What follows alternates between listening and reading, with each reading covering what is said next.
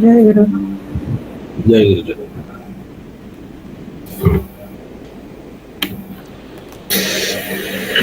Jayaguru.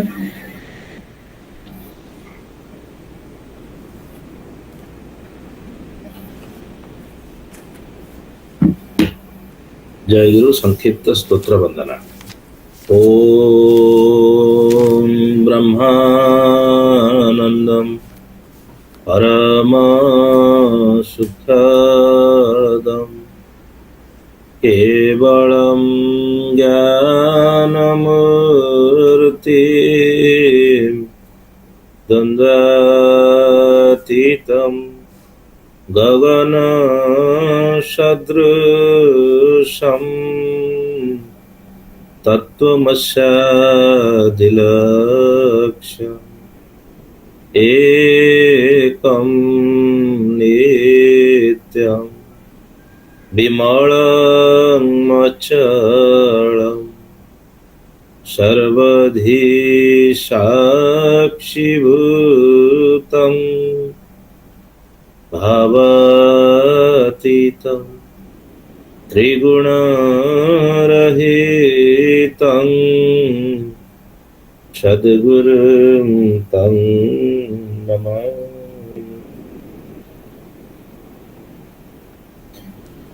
Jayaguru, welcome to all of you for this new week and the same session we are going to continue.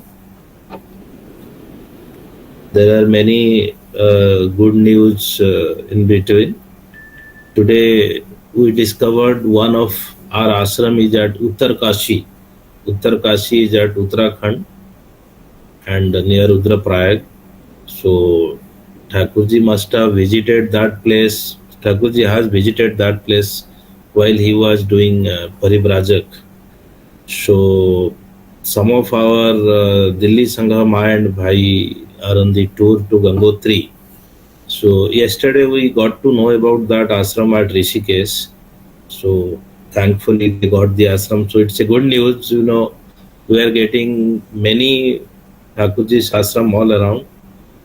And also yesterday there was a press conference in Rishikesh. I sent a clip in one of the group. So where there is a Nigamananda yoga ashram at Rishikesh. So some Thakurjee's disciple Dulari Maharaj was there. Maharaj is no more, but his disciples have, started taking initiative in spreading yoga of Thakurjee's literature forward. So may Thakurjee bless all whoever are doing in whichever way to ensure his teaching, his philosophy is being honored in this society today. Without taking any further time, I would like to request Shambhavi Mahapatra Ma from Jamshedpur Shakha Sangha to kindly recap the Friday's discussion. Over to you. Jai Guru. Jai Guru. Till now we have learnt that how Nigamananda was surprised by hearing about him and his story in his previous life from his yogi guru Sri Sumeru Dasji.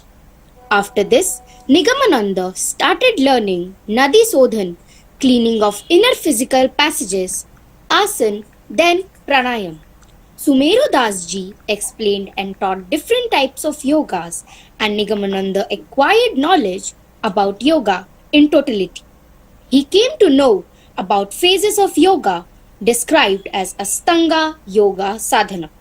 Yam, Niyam, Asana, Pranayam, the physical practices, and Pratyahara, Dharana, Dhyana, and Samadhi as mental practices. He practiced all those kriyas through Yoga Marg to move nearer to self-realization.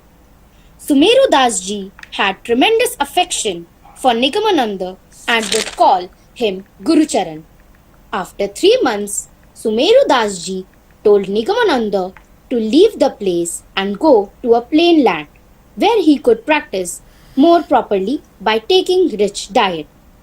Sumeru Dasji assured him that help will reach him whenever he would require it to practice yoga at Basti. He also directed him to work unceasingly to re-establish the values of Sanatan Dharma by imparting Brahma Gyan among the masses. During his return journey from Parsuram Tirtha, Nigamananda reached Haripur village of Pabna district. He spent the night in a temple at Haripur where he met the landlord of the village, Sarda Prasad Singh. He asked Nigamananda about his visit and got to know that Nigamananda was a sannyasi and had come to search who would help him. Sarda Prasad promised Nigamananda to help him in his practice of yoga.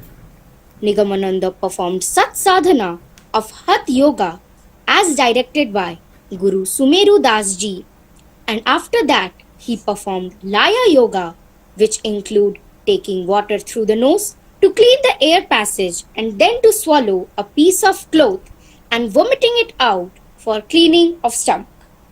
He practiced for 9 months without any hindrance till the news of his yogic practice leaked out to public. He left the place and travelled to Guwahati. He met a gentleman at Kamprum near Kamakhya temple who invited him to stay in his house. Nigamananda took bath and started reading Srimad Bhagavad Gita.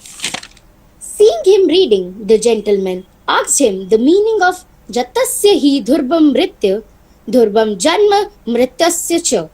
He calmly explained the meaning of the shloka that if one takes shelter under Sadguru, he will be greatly benefited, and he explained that the physical body of the real self dies and again takes birth. The gentleman was surprised by the explanation, and he was Mr. Jangeshwar Biswas.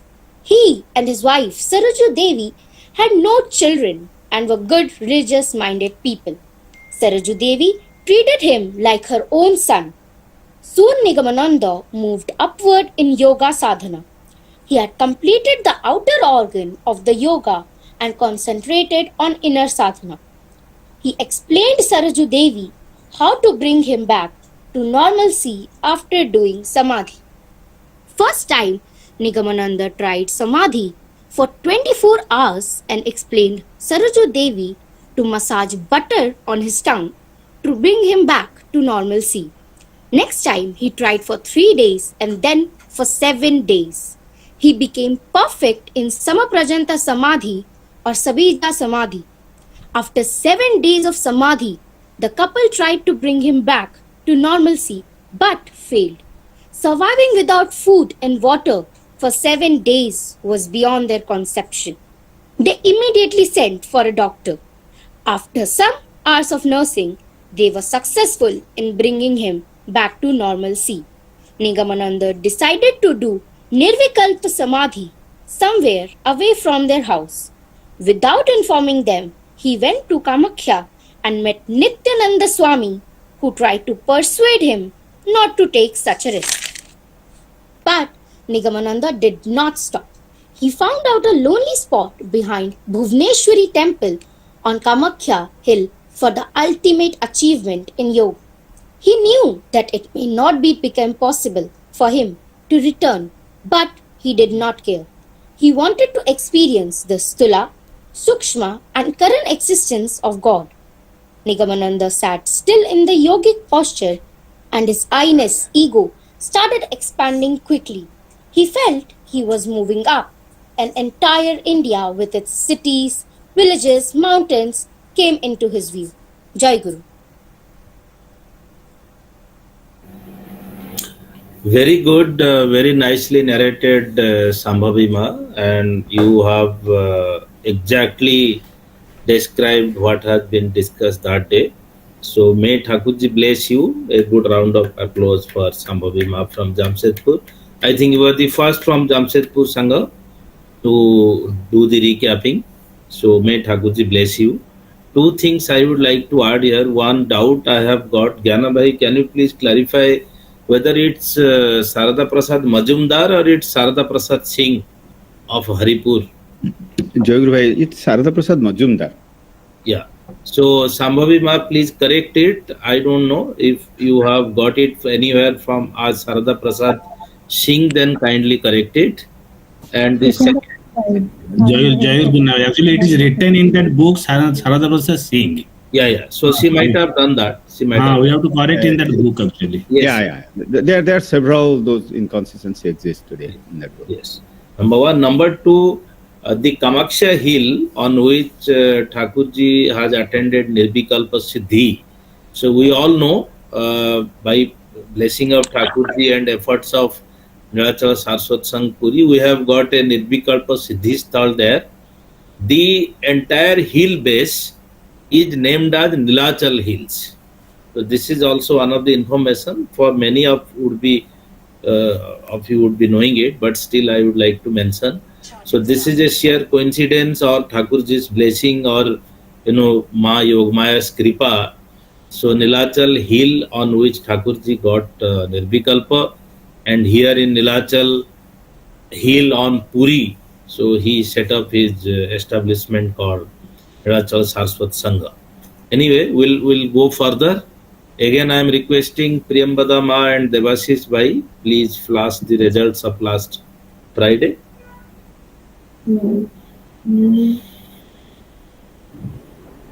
Jayaguru Bhai, am I audible? Yes, you are. Please go ahead. Okay.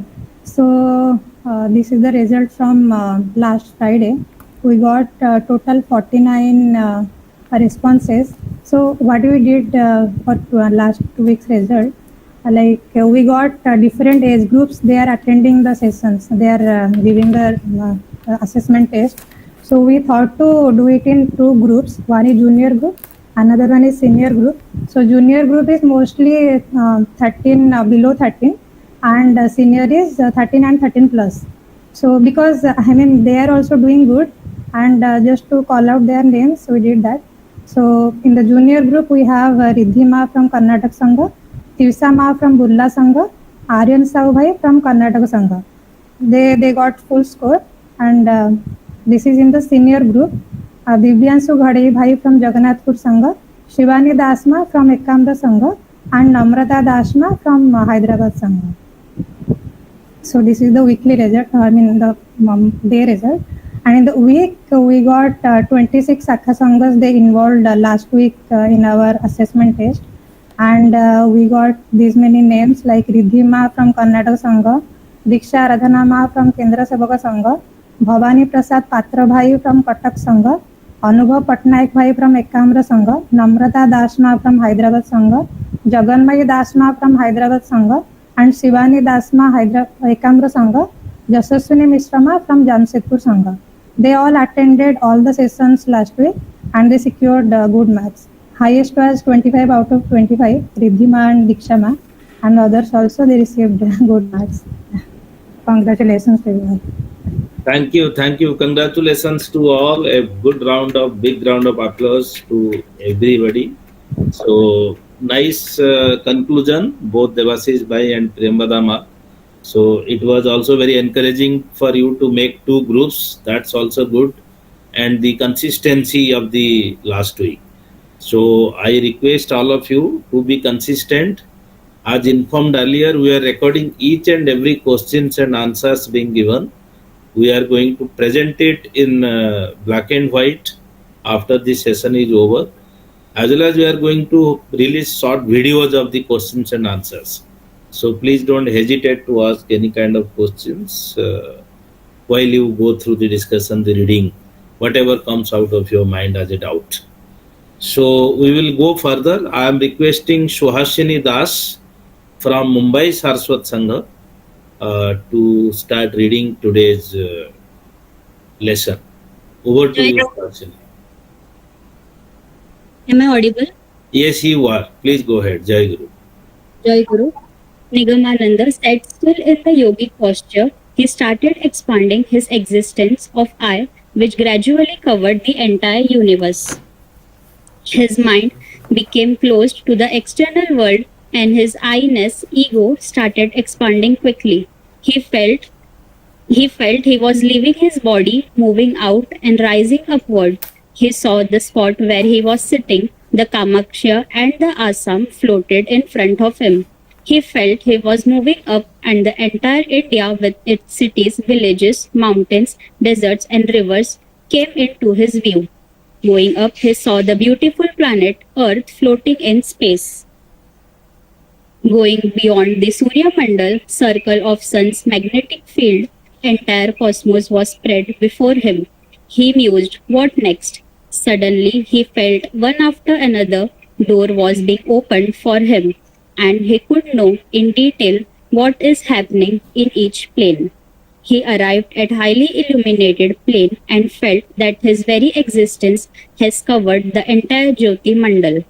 He reached the plane of Nirvikalpa, or the plane of absolute truth. He himself had said later to his disciples, speech cannot reach this level. I can remember the feeling, but I cannot explain that feeling to you. He floated in unconvincible, unspeakable world of pleasure. He did not know how many hours he was submerged in that extreme pleasure. Then suddenly he realized himself as Guru. The feeling of being Guru overpowered all the other feelings and emotions. He felt that the entire illumination has been condensed into a Bindu dot, and he is residing at the center of the Bindu as Guru. He became sure that nothing exists beyond that. All other planes' existence vanished before his eyes except the existence of Guru. Yogic scriptures say that the oneness is Mahalaya, or oneness with God. Many scripture had described it as Swarup, or realization of one's true form. According to opinions of eminent yogis, no one returned from that plane even if one tries his best. It is impossible to return from that plane because the capacity to desire vanishes from one. One having no desire lacks the very desire to return. It is because of the desire of the God very few are sent back to fulfill what God desires of them. In Nigamananda's case, God sent him back to earth to his body to carry out the duty of Sarvabhauma Guru. After he realized himself as Guru with no other existence before or beyond him, he started descending. He descended from the plane of absolute reality to another plane engulfed with extreme darkness. Scriptures say that this darkness is Brahmanda Mandodari, the plane of all origination. The desire of Brahma to be many has manifested in the casual form bearing the name Mahashakti, cosmic energy which otherwise be constructed as highly condensed form of time which is named as Mahakali. Nigamananda was totally lost in the darkness from where Brahma, the creator, Vishnu, the sustainer, and Maheshwar, the destroyer, have been originated. He very much wanted to find a way out of the darkness. Suddenly, an illuminated net came to his view. Nigamananda saw a bigger hole in the middle of that illuminated net and fell through it with tremendous speed. He felt acute pain in his abdomen. According to scriptures, that illuminated net is the plane of activated energy of Mahashakti. Many suns, stars in their energy state fall through those holes of the net. For Nigamananda, falling or coming down through that big hole surely meant that he was taking a rebirth.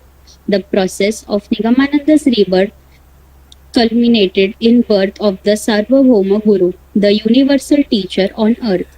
On his return journey, one after the other, Earth, India, Assam and Kamakhya hill came to his view. He saw his body sitting still, which seemed to him as funny but interesting. Without any effort, he entered into his body and he woke up, which seemed waking up after a long journey, or is it after return from the plane of pure consciousness? Strange is the play of fate. In his past life as Brahmanandagiri, he was driven out from the place under the direction of Mother of Universe.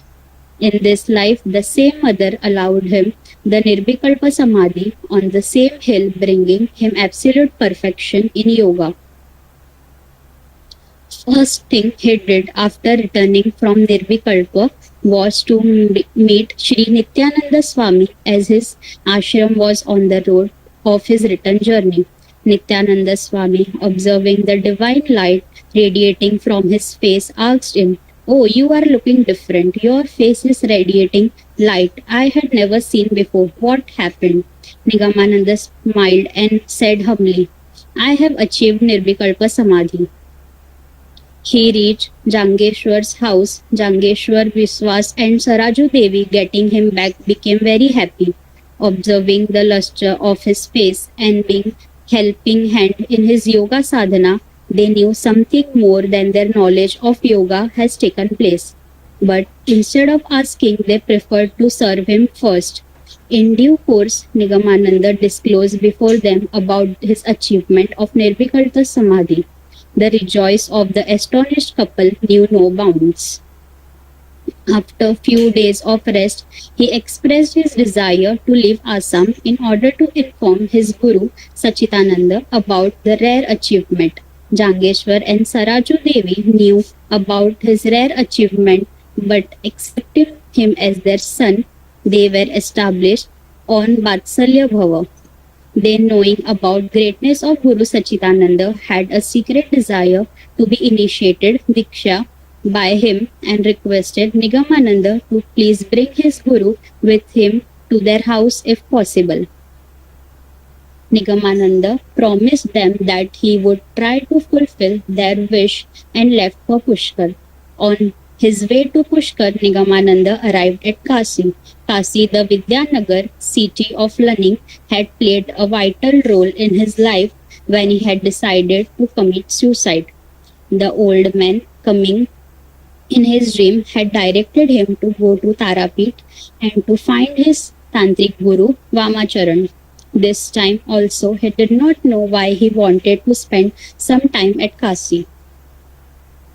By the time Nigamananda reached Kasi, he saw truly drenched in Brahmagyana and was established firmly in Swarupa Tattva as Guru.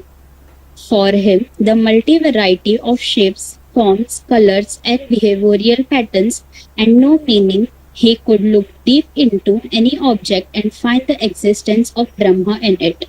Even when he found somebody in distress, no compassion rose in him, as he thought the distressed person has earned it because of his previous action, karma phala. Nigamananda laughed at worship of gods and goddesses, thinking these figures are conceptions only. God has no form, shape and figure. Why then worship him with different shapes, figures and with various names? He reached Kasi when Kasi was really under severe drought situation. He saw poor people being hungry, taking rotten leftover food. He wondered what Mother Annapurna is doing, being the presiding deity of Kasi. He had heard that no one goes hungry at Kasi because of her blessing, but he found the so-called golden Kasi twisted, distorted by drought. He became almost sure that tales woven around Annapurna are false. He asked a Pandit, expert in scriptural theories, about the hunger, sorrow existing at Kasi. The Pandit told him no newcomer or guest of Kasi can ever remain unfed. He thought he is also an outsider, hence the guest of Kasi let him find out how he will not go unfed. Being firm on his resolve, he decided not to accept any food and sat in meditation on the bank of holy river Ganga. Hours went by and nothing happened. He was looking at river Ganga, lost in his own thought, when ugly-looking, unclean old woman approached him with a small bundle in her hand. She seemed to be pretty, old and tired. She kept the bundle near him and requested him to keep it safely till she returns taking a dip in Ganga. Nigamananda did not want to disappoint the old woman and agreed reluctantly. He again went into deep meditation, and when he woke up, it was almost dark. Strangely, the old woman had not yet returned.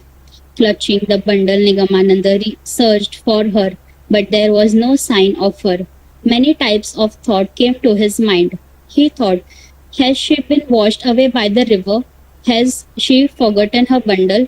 He decided to look for her next morning, as it was impossible to locate her in darkness. He left the place with the bundle tucked under his arm, and being not able to go to his resting place, decided to spend the night in a discarded wayside temple. He was very hungry, and the alluring smell of food floated to him. He searched for its source, and opening the bundle, he found his favorite sweet, the Sita Bhog of Vardhaman, wrapped in it. Being hungry whole day, he could not resist the temptation of fresh Sita Bhog. Thinking that if he will see the old woman in the morning, he will beg excuse for his act and devote the sweets without feeling guilty. Being satisfied, he slept on the floor. That night in his dream, he had the vision of a divine lady, and she said to him mockingly, "O Nigamananda, what happened to your promise not to take food?" In the dream, he asked her, "Who are you?"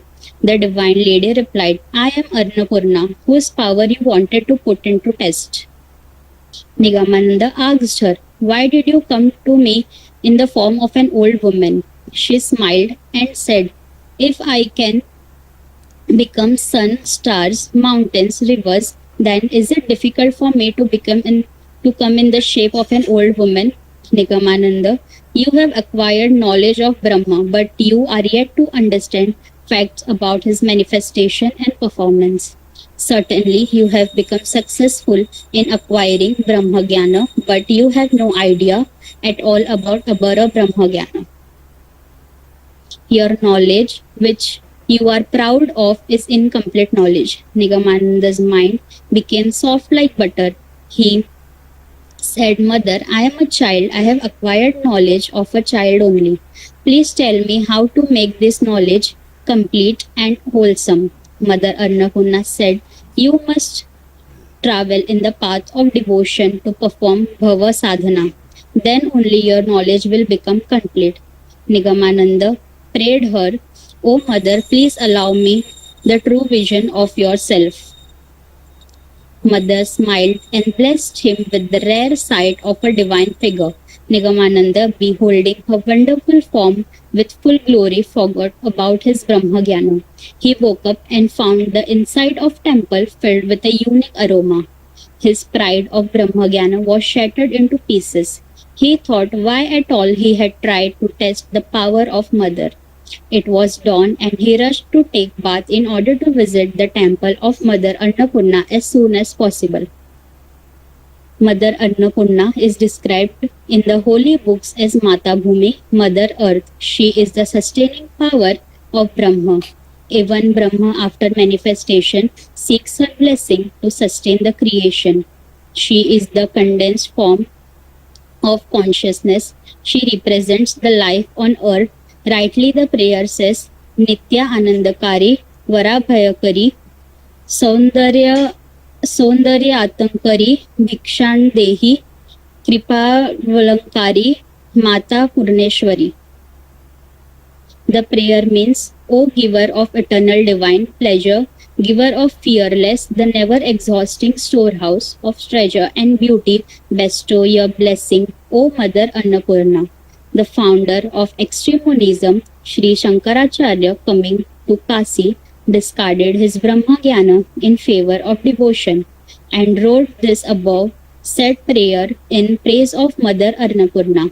This time, Nigamananda became one out of the most fortunate ones to visualize her true form. Mother forced the moving will of Nigamananda's spiritual life into reverse circle. He went from many and had reached the plane of one. Now he became restless to know the relation existing between one and many. From Tantra, many, he went up to Nirvikalpa, one, and now he wanted to realize how one has become many. After bath, with a feeling of utter incompleteness, He virtually ran to the temple of Mother Annapurna. Mother blessed him again with the sight of her wonderful divine form on the altar inside the temple. Nigamananda's stability of mind attained after Nirvikalpa was torn apart. Like a child, he stumbled and started searching for solution to his problem. He very much wanted to seek advice of his Guru Sachidananda. Then he remembered his advice to go to Himalaya to seek shelter under Sri Gauri Maa. Nigamananda instantly remembered her words. If this young sannyasi ever achieves Nirvikalpa Samadhi, send him to me. At that time, being with Guru Sachidananda, he had not attached much importance to what she had said. Now, after a long time, the same words started making thousands echoes in his mind. He felt as if he will return on mad. Without losing a second, he started our ashram on Himalaya. Traveling to Himalaya was not easy at the time like of today's travel. There were no bus service, no cars, no carts even. One had to travel by foot on mountainous, walkable road. Jayaguru. So we'll close our reading today. And thank you, Swahashini Dasma from Mumbai Saraswat Sangh. You have read very accurately. All the pronunciations were very good. And I think you are the first from Mumbai Sangha also to represent Mumbai Sangha. So may Thakurjee bless you and all others from Mumbai and all others from all Sakha Sangha. Thank you. So we will go to the question answer session. Let me start reading whatever has come so far. So Prithviraj Swami Bhai, Gyana Bhai, Prithviraj Jayaguru, Gyana Bhai, Prithviraj Swami Bhai is asking, how much time did Nigamananda spend in Nirvikalpa Samadhi? Jayaguru Bhai, as Thakura has himself said, I'm quoting from Jivani and Bani, where the most authentic description of his Nirvikalpa Samadhi is given. He did not know how long he was there. And that's the answer. Nirvikalpa, there is no kalpana or any kind of imagination there. So he, like when he achieved his Savikalpa Samadhi, he knew he's going to stay in Samadhi for 7 days and each loka he'll visit 1 day and etc. etc. Nirvikalpa, once you merge with Brahma, there is nothing. Only Brahma wants you to come back and you get that inspiration which Thakur did, that I am Guru, and using that as a means, he came back. And he himself has said he did not know how long he stayed in that state. Thank you, Gyana Bhai. Now there is another question 2-3 Bhai and Ma have asked. So it's a Sanskrit word. What is Brahmanda Bhandadori? I'm not exactly sure. I need to research on that. So Riddhi from Karnataka, Anand from Pune, and Bhavani Prasad Patra Bhai from Cuttack, they all have asked. We have got an answer in the same chart. Tushar Mahanti Bhai, he is writing, he has already done it in parts.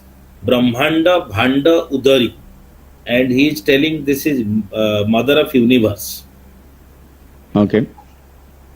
So actually what has been explained here, and while Thakurjee explained about Nirvikalpa Samadhi is, so once he attended the highest position, then it was completely dark. And then he felt he got, this spark and all these things. He has got the feelings, I am Guru, all these things. So that the maximum height where everything was dark, that spot is Brahmanda Bhandadori. So, and while we also got explanation from our senior Bhais during discussion, Thakurjee reached to the highest level from where everything is getting created. So in science, Pramod Bhai was telling that spot as the black spot, or black hole rather. Black hole. Sorry, black hole. That is where science has reached so far, but the spiritual science is beyond. So that is what is the exact position. So if we agree with Tushar Bhai, then it is the universal mother, the creation, or in whichever way we would like to understand. So far, this is what is the discussion is. Bhai, I will add a couple of lines. Yes. The thing is, we know Brahma is everywhere, pervades the known part of the known universe, which is known, and the unknown part, which is nirguna, or beyond the known part, right? So Thakura in this process is achieving the same state, same realization of Brahma. So he sees these little things starting from that big stone he sat on to Guwahati to Assam, and he slowly his ego is spreading. That means he's feeling that he's Brahma and he is in every space, and then he goes beyond the express part of Brahma, which is the universe, and he goes beyond the universe. That's where his Nirvikalpa Samadhi completes. Now that he's coming back, he has to come back to the express part of universe, and that's where you see that darkness. Before that, when he went to the other part, it was bright. Then now he's coming back to the earth, you have darkness because you are going to enter Maya. So he enters the Maya as if he's getting birth. And that word, what Tushar Bhai says, is probably right, because that makes a lot of sense what he's saying. So yes, that is your express part of the Maya engulfed part of Brahma, which is Bhagavan or universe. You have to come through this darkness, like Pramod Bhai says, that's your current understanding of quantum theory also tells that. The black hole. Okay. So you have to go through the black hole to come out to the other side where you have all this universe. Yes. So now the next question is from Badamba Sangha, Swayam Sri Mishra Ma. She is asking, what is Vaschalya Bhava? Vaschalya Bhava is very simply a mother's bhava to her kids. That is Vaschalya.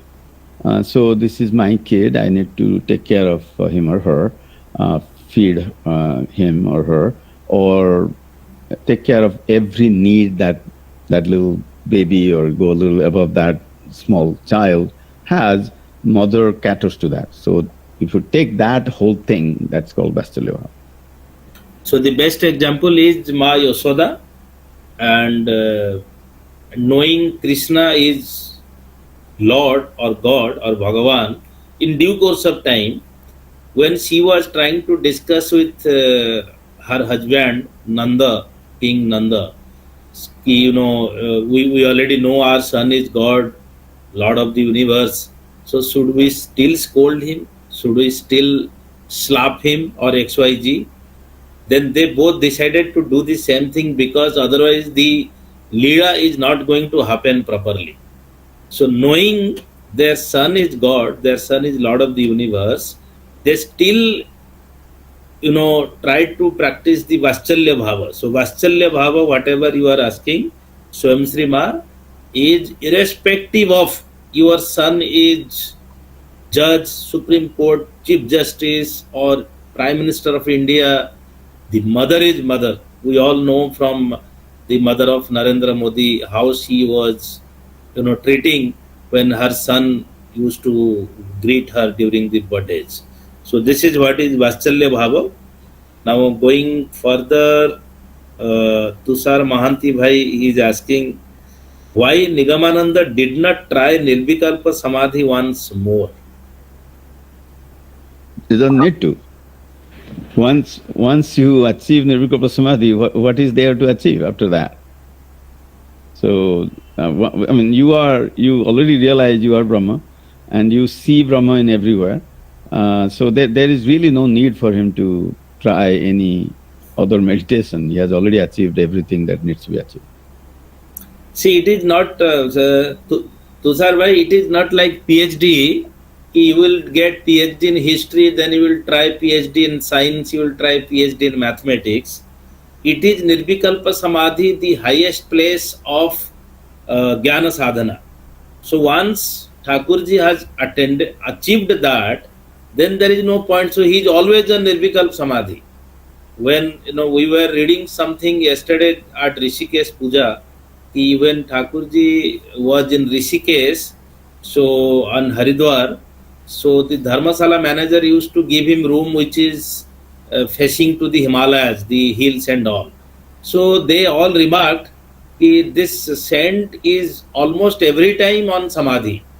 So why he did not try means he has already tried, he has already got. So whenever Thakurjee sees any kind of this kind of thing, nature, creation of nature, he always attended in be on that Samadhi kind of condition. So it was his what do you call, जैसे बोलते हैं ना बाएं हाथ की खेल है, चुटकी में हो जाता है निर्विकल्प, ऐसा ही था उनका भाव. So Gopinath Sahu Bhai is writing, Sri Thakur returned from the higher plane of Sachidananda level to the next lower plane called Brahmanda Bhandadori. That is the plane of Saguna Brahma. Okay, so that is the intersection. We had discussed that. Jnana Bhai also explained that during his discussion. Now Tansen Seti from Pune is asking, what is Sita Bhog? Oh, you have to eat it to know what is Sita Bhog. So Sita Bhog is a type of sweet generally available in Vardhaman. Jnana Bhai, I tried the Sita Bhog of Vardhaman once I was on tour.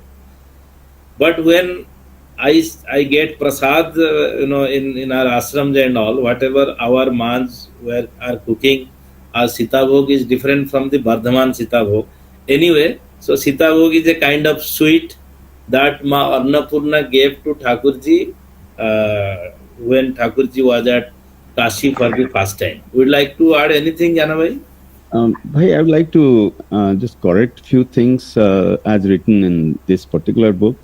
When Thakur was sitting there and went into Samadhi, and basically it was afternoon, became night around 10 o'clock, he was very hungry, and then he sees that particular bundle sitting there, and there's nobody in that place. In most other places, it just goes that way.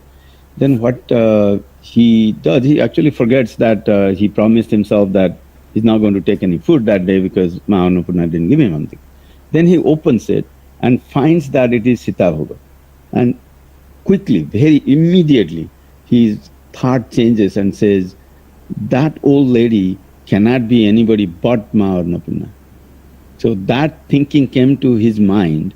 Here it says, well, he thought maybe the guy or the girl, the lady is going to come tomorrow and I'm going to explain and all that. None of that happened. He started crying because he knew there is no way those days. Nowadays you can probably fly stuff to Kashi, but those days you cannot get fresh Sita Bhoga. It was actually warm, fresh Sita Bhoga in Kashi, which is available only in Vardhaman. He knew that Kashi doesn't have that. So that really completely taken him over, started crying and say, Ma, you really gave me food, and the promise is anybody who is a guest in Kashi never stays unfed, and Ma took care of that. So he was crying, and then he ate everything, including part of the leaf. The bundle was covered in the leaf. He ate part of the leaf because he was so taken in emotion. And then he went to this place, really dirty place, and then tried to sleep, and Ma comes in and tells him about he being not complete. Yes, bhai. Yes, correct. So now another question being asked by 2-3 bhais, Bhavani Prasad Patra bhai, then who else? Tushar Mahanti bhai also. What is Abara Brahma Jnana? Bara Brahma is basically Brahma who is infinite, and Abara Brahma is also infinite, who is without any qualities, Nirguna. Abara Brahma is when that Brahma takes the shape and has qualities, also infinite, Our universe, in a sense, is pretty big and infinite. But the difference is what Thakura would learn after this is Bora Brahma, which is basically the infinite without any qualities, nirguna. He has realized that he is that, and then he needs to realize that the entity that we call Brahma, who has all the power but doesn't have any shape and is infinite, can take a shape. That is Abara Brahma. Can take a shape, can do lila, divine play, if Brahma wishes. So that is the part at that point Thakura needed to learn. So Matt asked him to do that. So this is where Thakurjee was lacking. After even getting the Nirvikalpa Samadhi and all, he tried to test whether Ma Arnapurna is there or not, whether he will give food to me or not. So he was having a question mark on the existence. That is why Ma did this, and she knowingly came as a old man, old lady, and what Gyanabhai has already explained. And she got the food from a different place so that Thakurjee would be 100% get convinced. Yes, the mother of the universe or the father of the universe, they can take any shape anywhere. Brahma Satya Jagat Mithya means starting from the Anu, the atom, to the entire universe, starting from needle to aeroplane. Everywhere the Brahma is there. And I remember how Dr. Pramod Mahanti Bhai was explaining this, because we started asking him questions. Yeah, how is it possible? Then what is Sajiva? What is Nirjiva? Nirjiva means there is no Jiva there. How come Brahma be there? So he explained us like this. Let's take the example of coal. So coal is a Nirjiva? We told yes. Coal is very ugly looking? We told yes. Coal cannot be, nobody would like to take them to home? We told yes. But coal is such powerful item, the creation of this Lord of Universe. When coal is getting converted into power, I mean coal is used to produce the thermal power, the medium through which we are now exchanging is because of the availability of power only. Without power, nothing can be existent in this world. Whatever we could see now, Indo-Pak war, the missiles and everything needs power. So imagine the power of coal. So how come Nirjiva means there is no Brahma, there is no existence of Brahma? It was, it is, but how to make it happen, how to really convert it into a real manifestation, that is what is needed. Otherwise, Brahma is there everywhere. So I think this part is clear now, Abara Brahma. Now this last question is from Riddhi, Karnataka Sangha. What is monism? MONISM. Advaita Vedanta by itself is one thing, but depending on some of the beliefs within Advaita Vedanta, there are different names given. Extreme monism is what Santosh Bhai has used here. So Shankaracharya was the proponent of that, which simply means that there is only one entity called Brahma, everything else is false. Brahma Satya Jagat Mithya. So that kind of thinking is that extreme monism.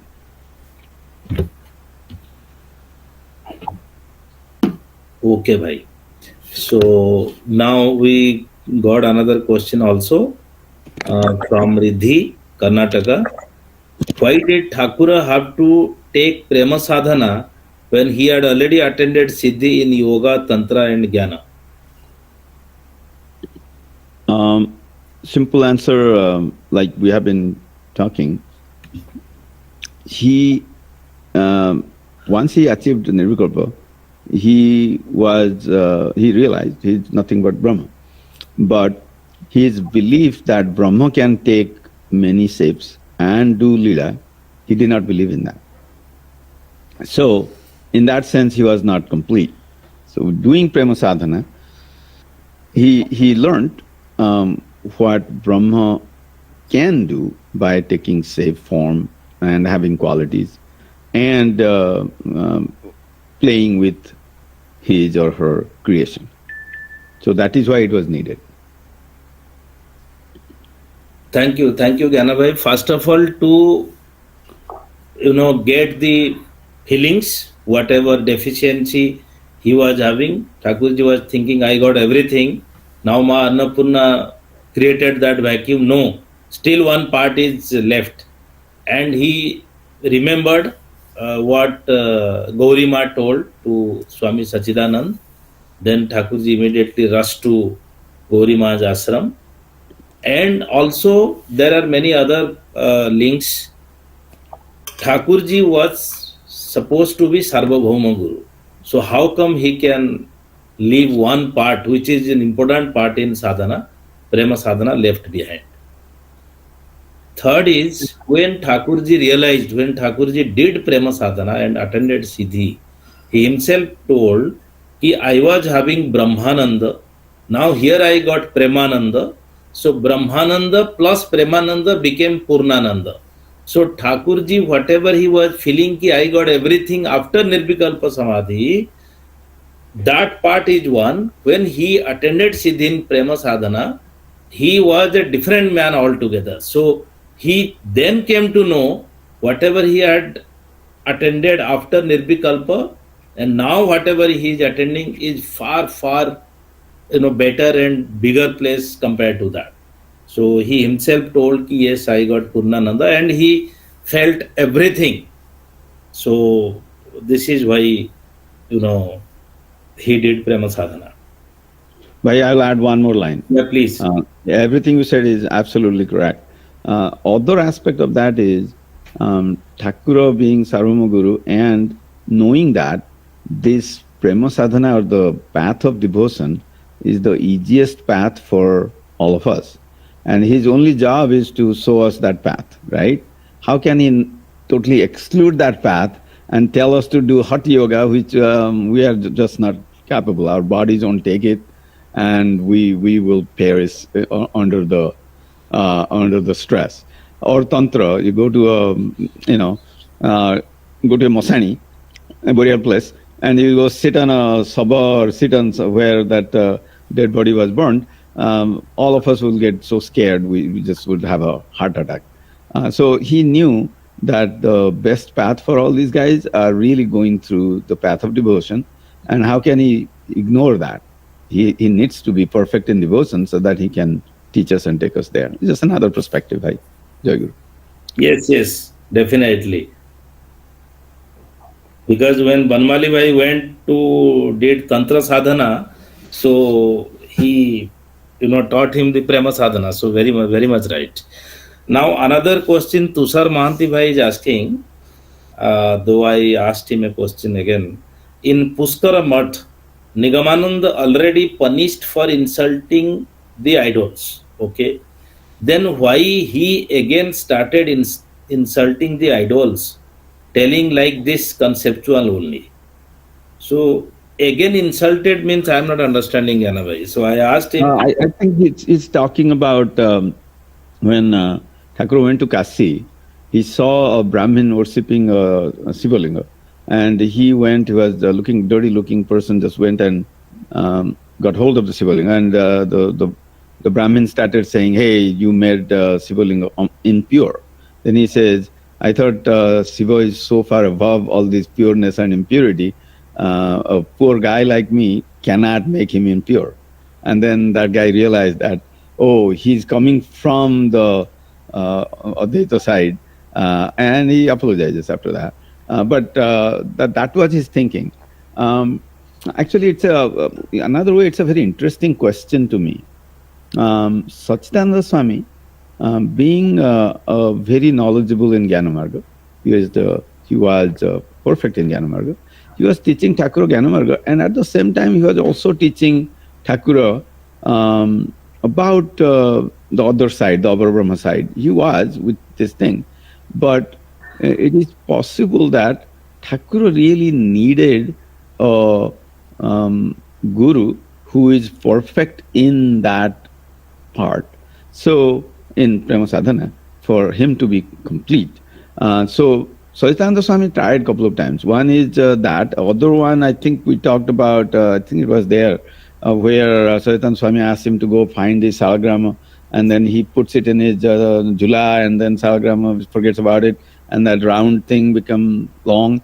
That is also done by Sachidananda Swami to teach Thakura that Abhar Brahma exists and this and that.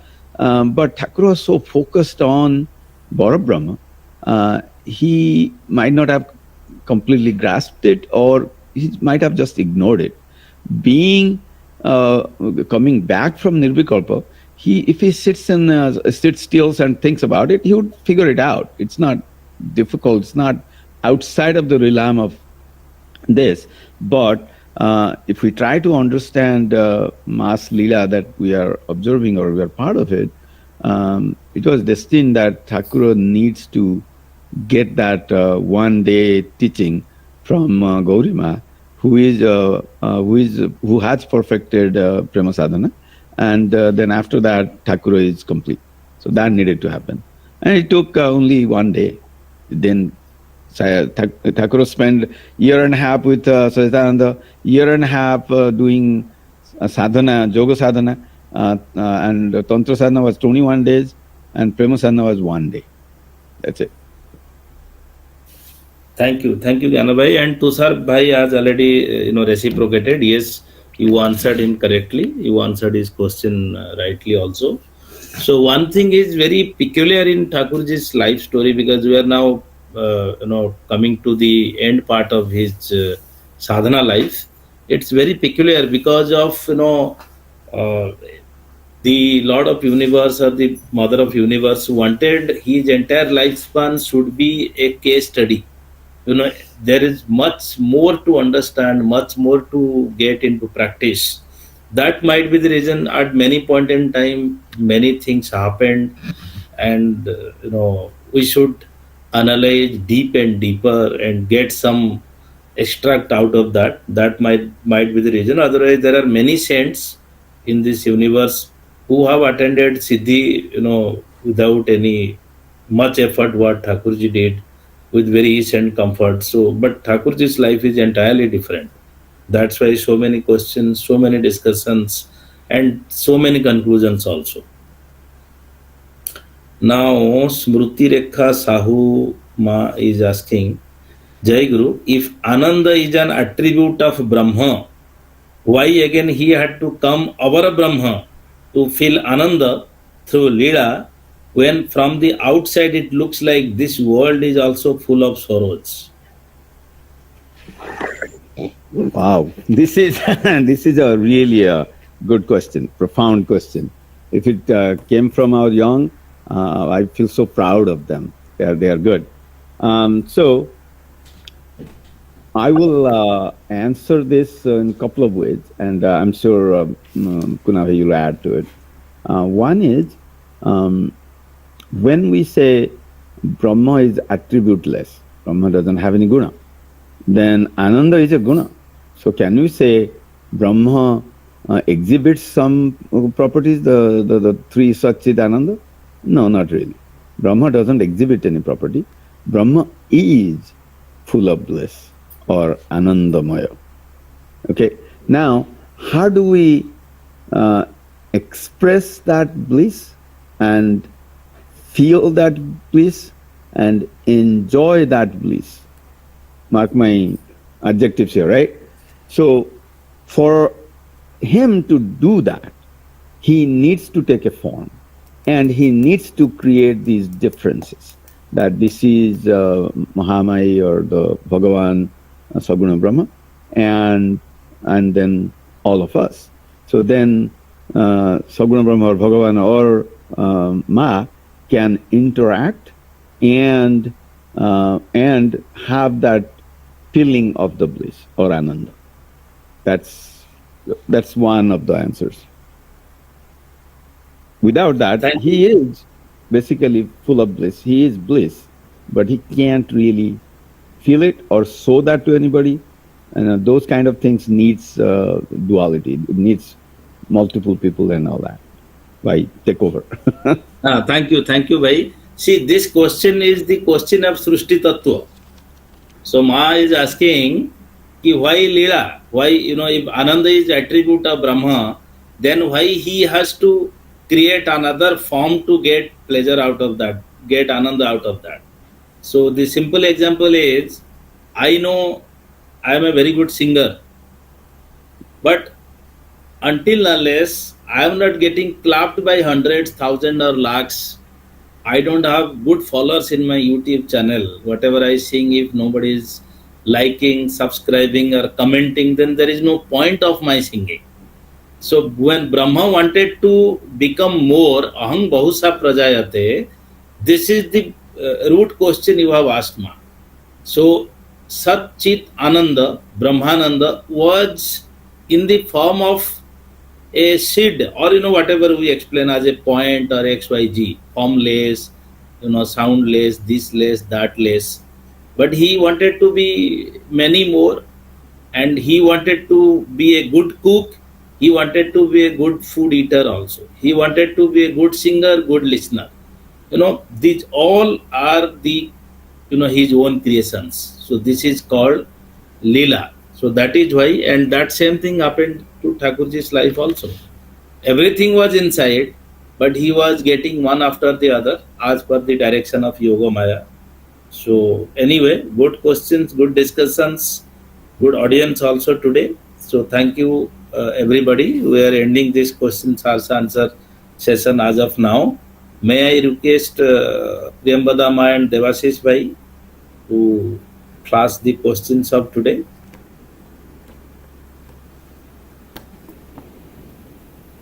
Yes, we got the QR code. All are requested to kindly scan and get the Google form and start answering.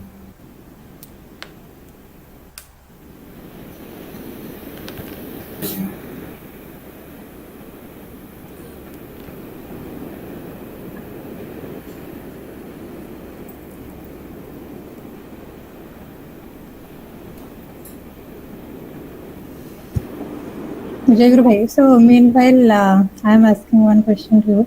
So, many times we read some god or goddess, they take care of some particular areas, right? And here we read Annapurna Ma is taking care of Kashi. So, is it really like that?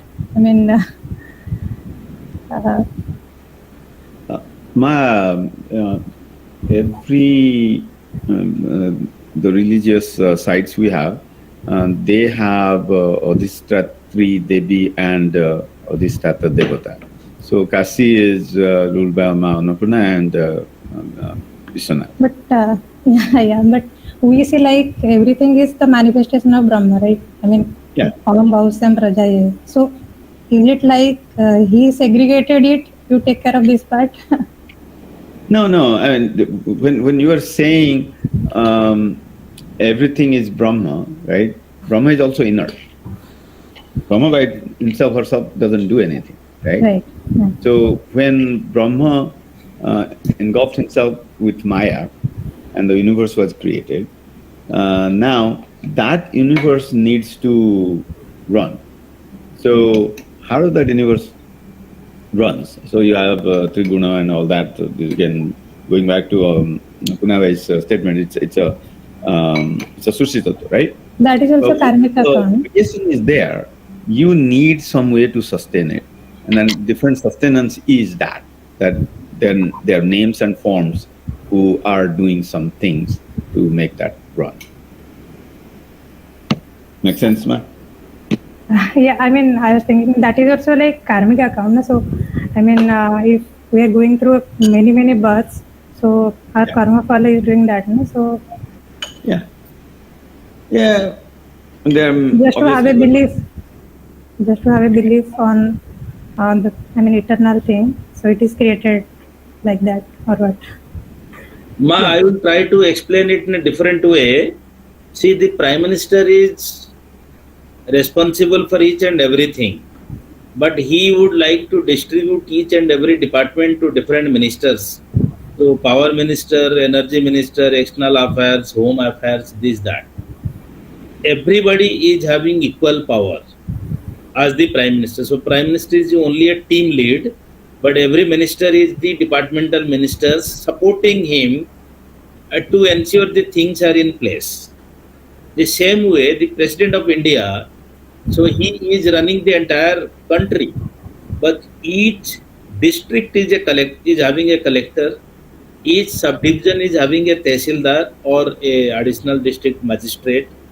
These all are having equal powers. So when president of India or prime minister even come to a subdivision or come to a district, they have to go by the collector's advice, they have to go by the magistrate's advice, and everything would be organized by them. They are nothing. Yes, they have got powerful, they got this collector reports to them, but still each and every route of them, each and every accommodation, the food, XYZ will be controlled by the collector. Until unless the collector is not signing, the prime minister cannot take the food, from where the food will come. So this is how each and every place is having a deity, what we were discussing. And in India, every place is named after the deity.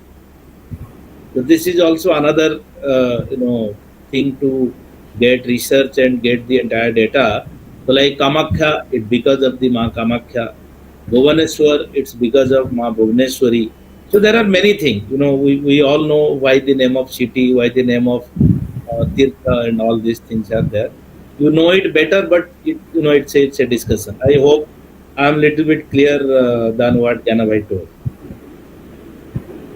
Yes, sir.